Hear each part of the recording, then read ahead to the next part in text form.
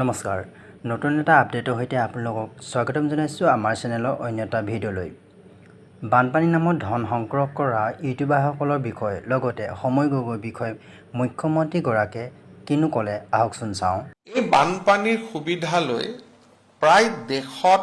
72 ইউটিউবাৰে fund raise কৰিছিল 72 YouTuber has raise fund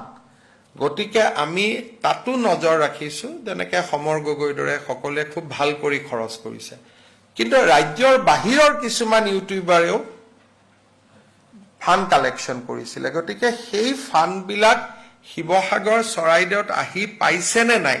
সেই পাৰ্টটো আমি চাম যিসকলে খৰচ কৰিছে ভাল কৰি তেওঁলোকক আমি খুব ধুনীয়া অসম চৰকাৰে অভিনন্দন জনাই তেওঁলোকক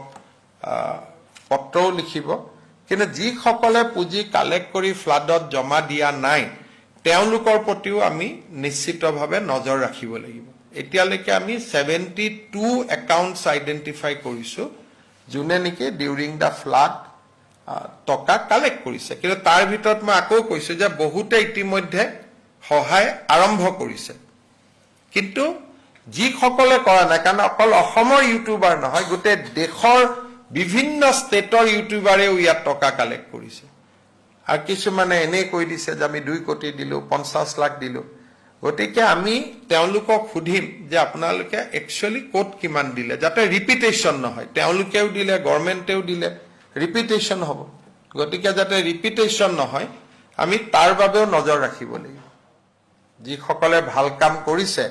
তেওঁলোকক গামোচা এখন পিন্ধোৱা সন্মান প্ৰদৰ্শন কৰাটো কোনো বাধা নাই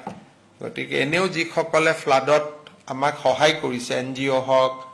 বা কোনোবাই দেশৰ বাহিৰৰ পৰা বিদেশৰ পৰা যোনে যেনেকৈ সহায় কৰিছে ৰাজ্য চৰকাৰেতো তেওঁলোকক সন্মান এটা জনাবই লাগিব গতিকে এইটো আমি ইনকুৱাৰী নহয় আমি সন্মান জনোৱাৰ প্ৰক্ৰিয়া এটাহে আৰম্ভ কৰিম যে যিসকলে ভাল কৰি কাম কৰিছে